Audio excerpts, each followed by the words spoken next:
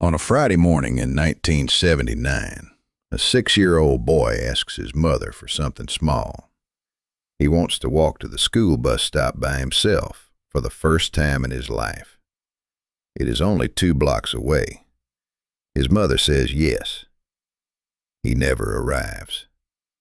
For the next 33 years, his face will appear on missing child posters across the entire country.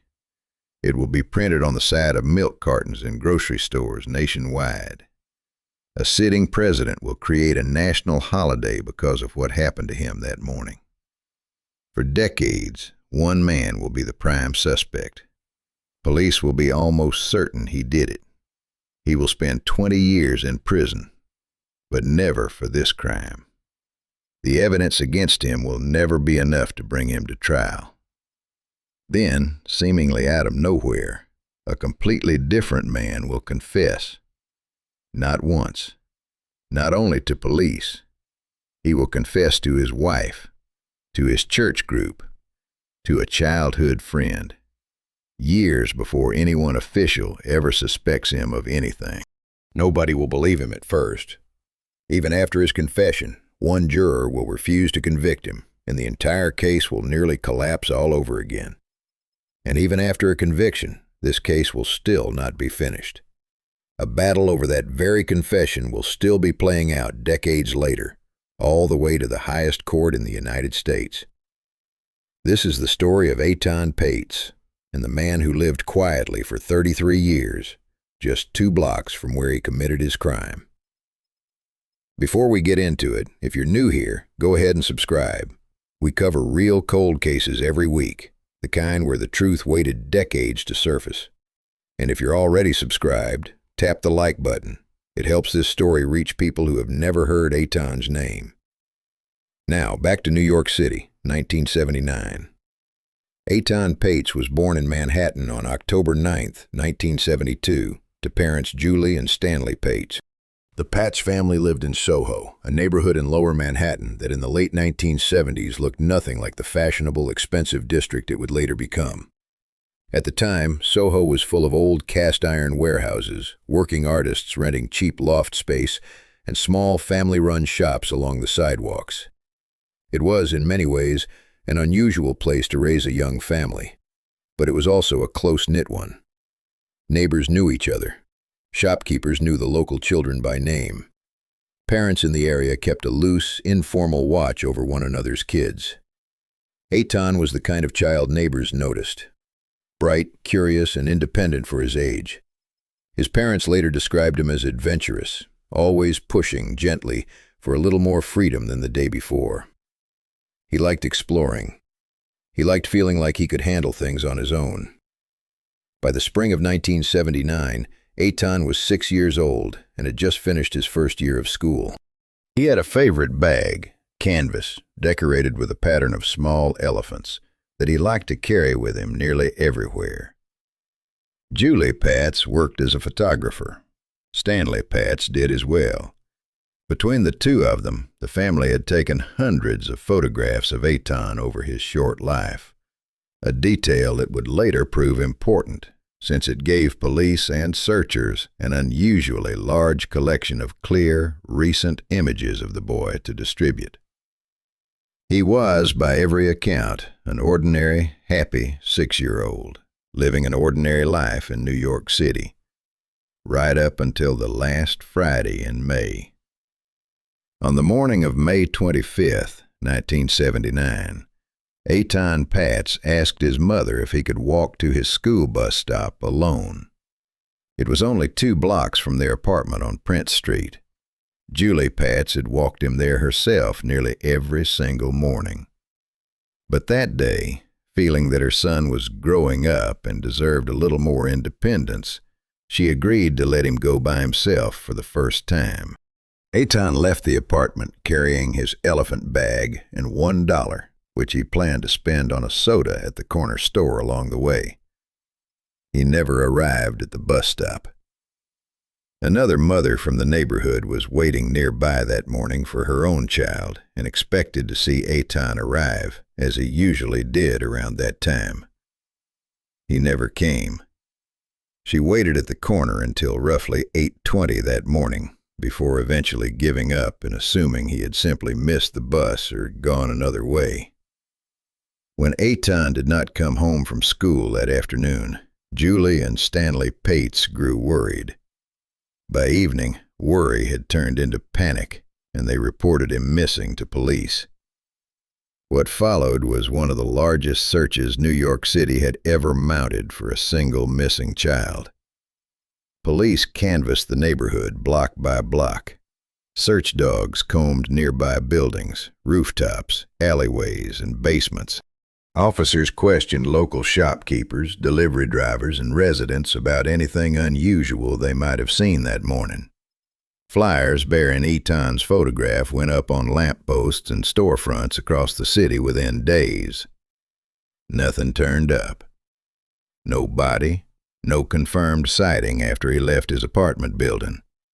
No trace of the boy at all. As the days stretched into weeks, and the weeks into months, it became clear that Eitan Pates had vanished almost without a trace, somewhere along a 2-block walk that thousands of children made safely every single day.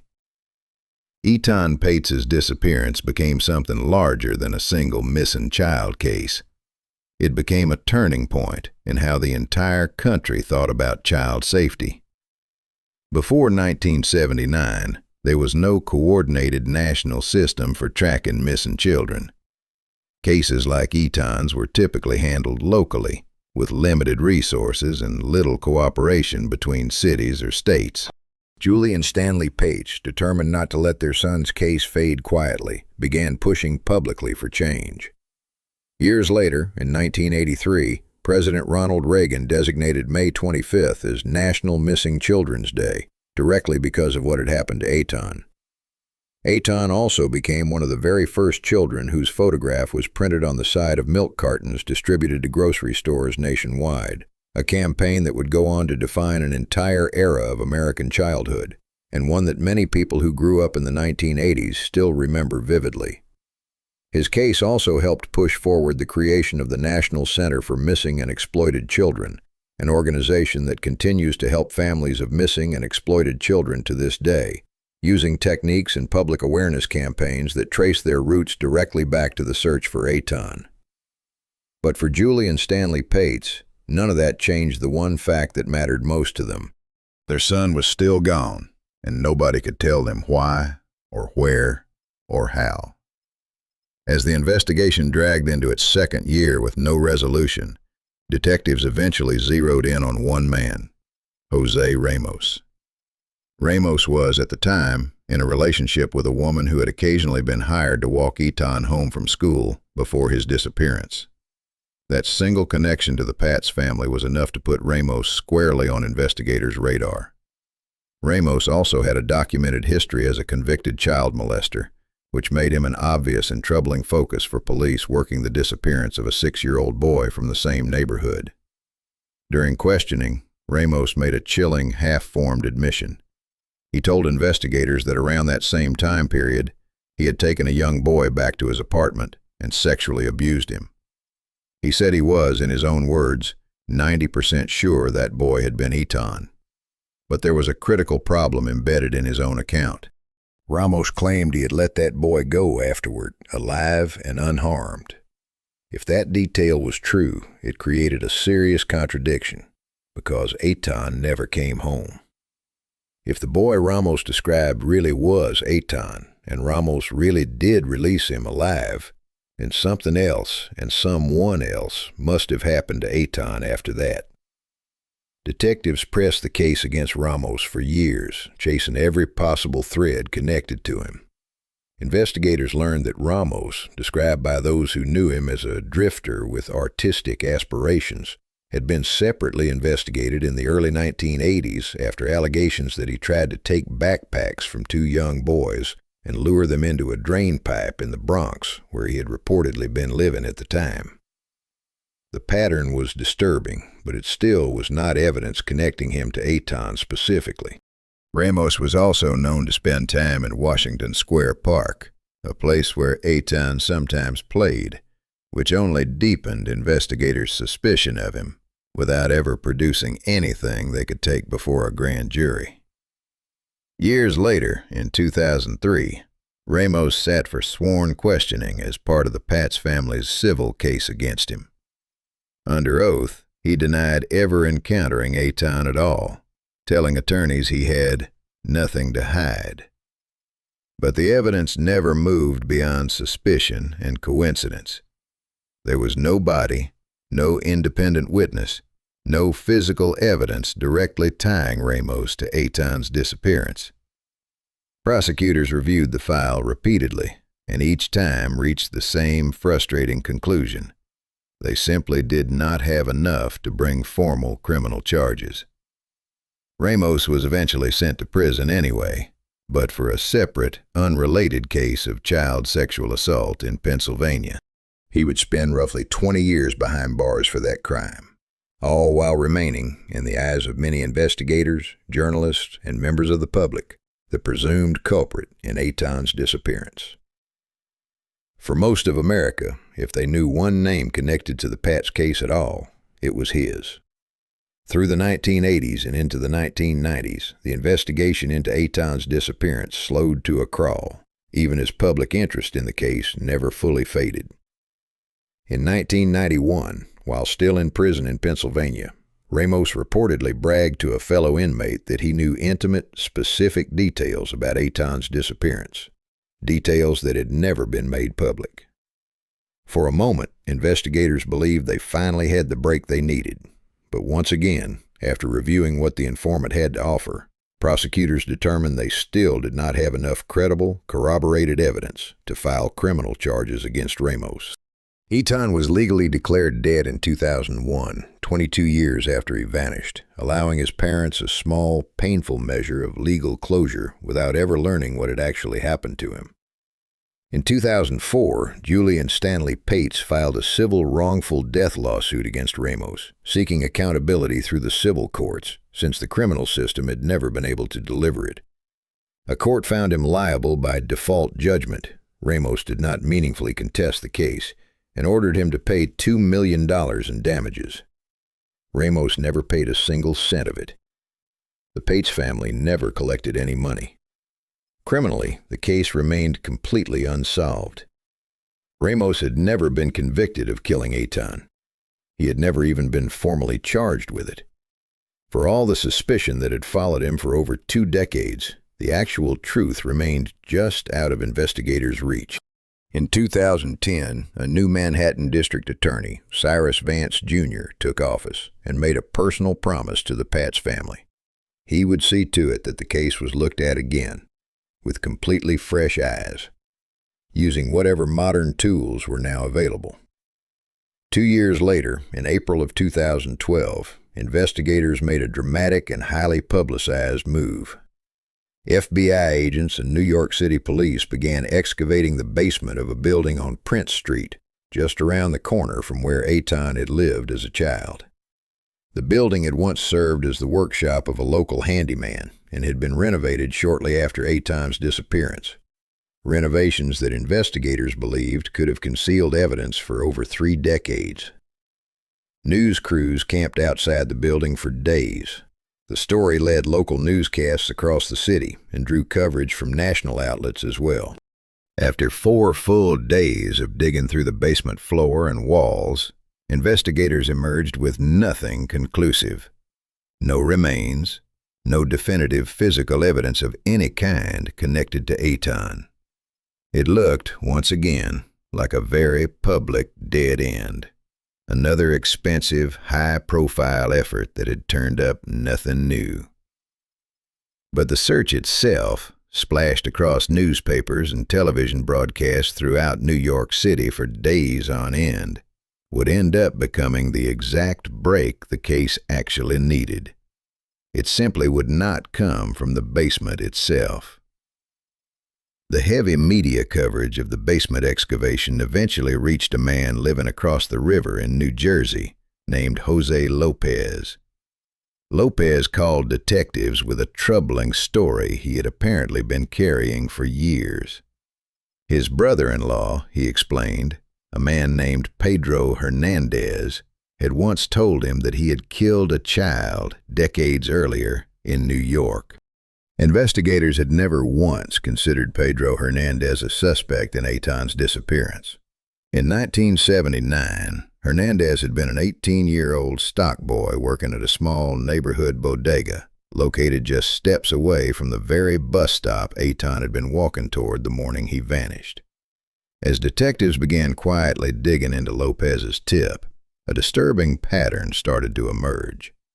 Hernandez, it turned out, had told a version of the same story, that he had hurt or killed a young boy, to multiple people over the years, in different settings, at different times.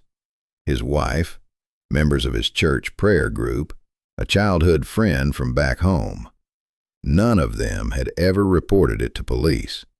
Most had simply assumed he was either exaggerating, lying, or dealing with some kind of private mental struggle, and none of them had ever connected his words to the famous, unsolved disappearance of Eitan Pates.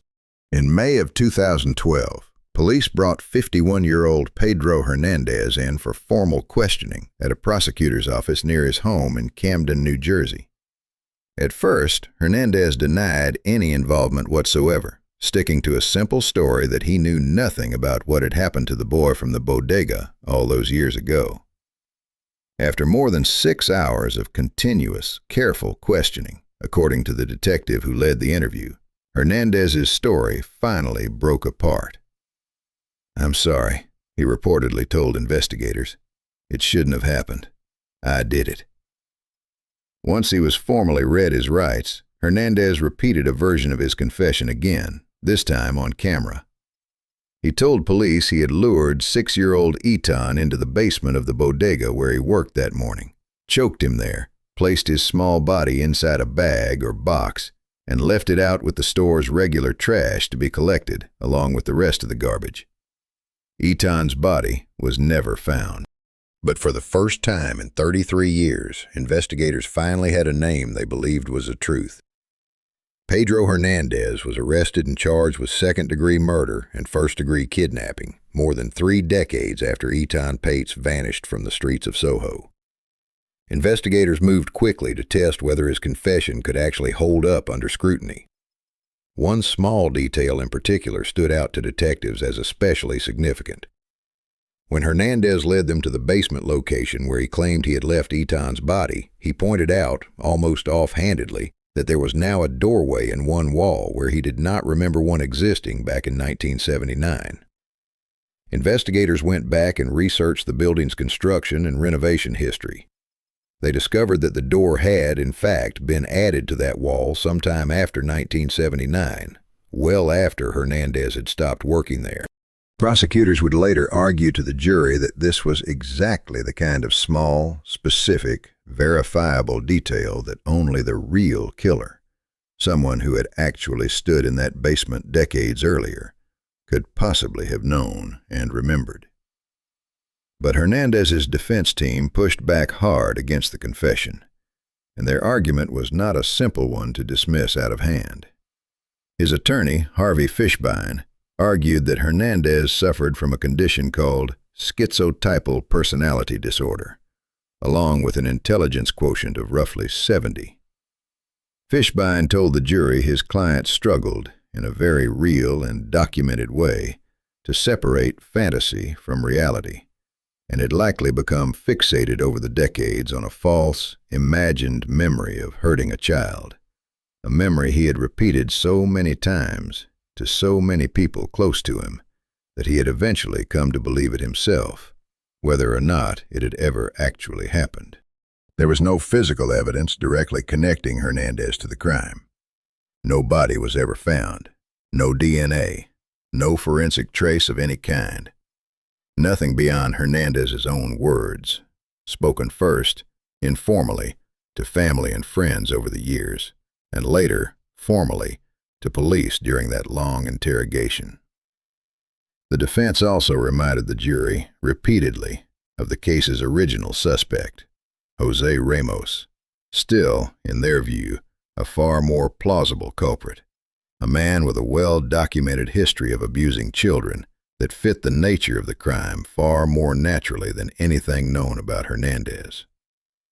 The stage was set for a trial that would put not only Pedro Hernandez, but two entirely competing theories of what really happened to Eitan Pates in front of a New York jury. Pedro Hernandez's first criminal trial began in 2015 and stretched on for roughly 4 months, one of the longest and most closely watched murder trials in recent New York history.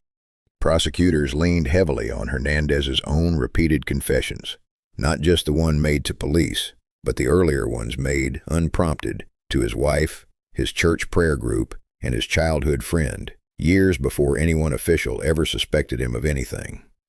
Their argument to the jury was straightforward. An innocent man does not confess to killing a child over and over again to the people closest to him across many different years for no reason at all. The defense countered that those same repeated confessions proved nothing except that Hernandez was a deeply troubled man, prone to disturbing and false statements about himself, a man, his own attorney argued, who did not fully understand the weight or the truth of what he was saying, even while he was saying it, including on camera in front of detectives. After 18 full days of deliberation, one of the longest jury deliberations in the history of the New York court system, the jury finally came back deadlocked. 11 jurors believed Hernandez was guilty beyond a reasonable doubt. One juror did not, and refused to change his position, no matter how long deliberations continued. The judge had no choice but to declare a mistrial. For a moment, after 36 years of waiting, it looked as though Eitan Pates' case might slip right back into the unresolved uncertainty it had lived in for so long, with no verdict and no closure for anyone involved. Manhattan District Attorney Cyrus Vance, Jr. chose to retry the case rather than let it quietly disappear the way it nearly had so many times before. The second trial unfolded much like the first, built around Hernandez's confession, the mysterious and highly specific detail about the basement doorway, and the same fundamental question the first jury simply could not resolve. Was Pedro Hernandez telling the truth about what he had done, or had he somehow confessed over and over across many years to a crime he never actually committed? This time, after 9 full days of deliberation, considerably shorter than the first trial, the jury reached a unanimous verdict. Guilty on both counts, kidnapping and murder. On February 14, 2017, Pedro Hernandez was formally found guilty of kidnapping and killing Eitan Pates, nearly 38 years after the 6-year-old boy first vanished on his way to a school bus stop just 2 blocks from home. At sentencing, Eitan's father, Stanley Pates, addressed Hernandez directly in the courtroom, giving voice for the first time in a formal legal setting to almost 4 decades of unanswered grief and unresolved anger. Hernandez was sentenced to 25 years to life in prison. Jose Ramos, the man suspected for decades before Pedro Hernandez ever entered the picture, finished serving his sentence in the Pennsylvania sexual assault case in 2012, the very same year Hernandez confessed to police. He did not walk free for long.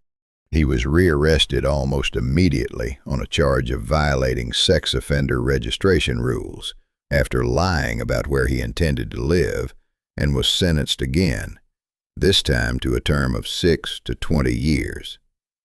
He was never criminally charged in connection with Eitan's disappearance, not before that and not afterward.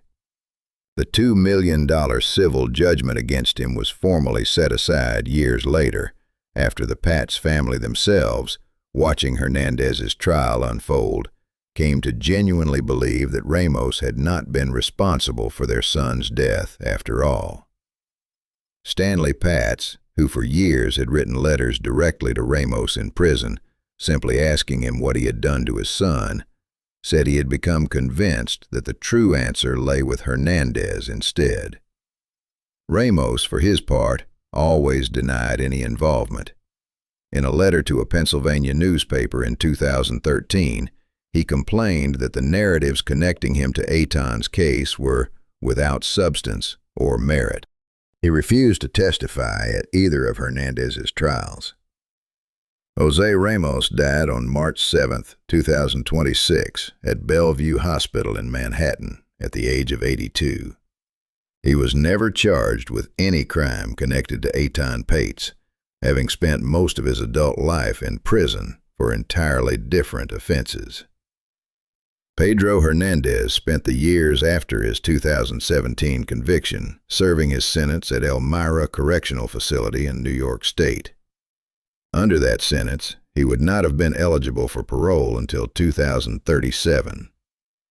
But even after a conviction, even after decades of searching, Eitan Pates' case refused to fully, quietly close. Court records would later reveal just how often Hernandez had repeated his confession over the years, to far more people than the jury had even heard about. While awaiting trial, he reportedly confessed again to a psychiatrist evaluating him, and told that psychiatrist he had also confessed once before, back in 1979, at a prayer meeting, and again in the 1980s to his then-wife. He is said to have repeated the confession yet again to a second psychiatrist years later, while still awaiting trial. Despite that pattern, in 2025, a federal appeals court ruled that a legal mistake had been made during jury deliberations at Hernandez's second trial, specifically in how the judge had answered a question the jury asked about how to properly weigh his confession. The appeals court found the error significant enough to overturn the conviction entirely and order a brand new trial, Hernandez's third.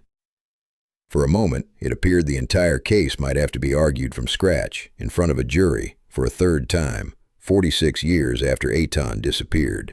Hernandez's attorneys made clear they intended to point the finger once again at the case's original suspect, Jose Ramos. Then, before that third trial could even begin, two remarkable things happened within months of each other. On March 7, 2026, Jose Ramos died in a Manhattan hospital, taking with him the last living link to the theory that had dominated the case for over 3 decades. Then, on June 22, 2026, the United States Supreme Court stepped directly into the case. In a 6-3 decision, the nation's highest court reinstated Pedro Hernandez's original conviction, ruling that the lower appeals court had overstepped its authority in second-guessing the outcome of the original state trial. Manhattan District Attorney Alvin Bragg publicly called Eitan's killing a horrific murder that had changed a generation of New Yorkers, and said his office would continue to stand firmly behind the conviction going forward. At Hernandez's original sentencing back in 2017, Eitan's father, Stanley Pates, had looked directly at the man who took his son and told him what he had never been able to say to anyone else: that Hernandez had thrown his precious child away like garbage, and that he would never be forgiven for it. More than 47 years after a 6-year-old boy walked 2 blocks from his home and never arrived at the corner, the legal fight over what really happened to him only just reached what appears to be its true final chapter in the summer of 2026. Julie and Stanley Pates no longer live in New York City, the place where their son disappeared on an ordinary Friday morning in 1979. For years, long before anyone had ever heard the name Pedro Hernandez, the couple appeared regularly in the media, keeping their son's face and his story in front of the public, refusing to let the case fade into the background the way so many unsolved disappearances eventually do. Eitan Pates' body was never found. He has no grave to visit. What his family has instead is a name, a confession repeated across decades to nearly everyone in his life, a conviction now upheld by the highest court in the country, and a legacy that permanently changed how an entire nation searches for its missing children.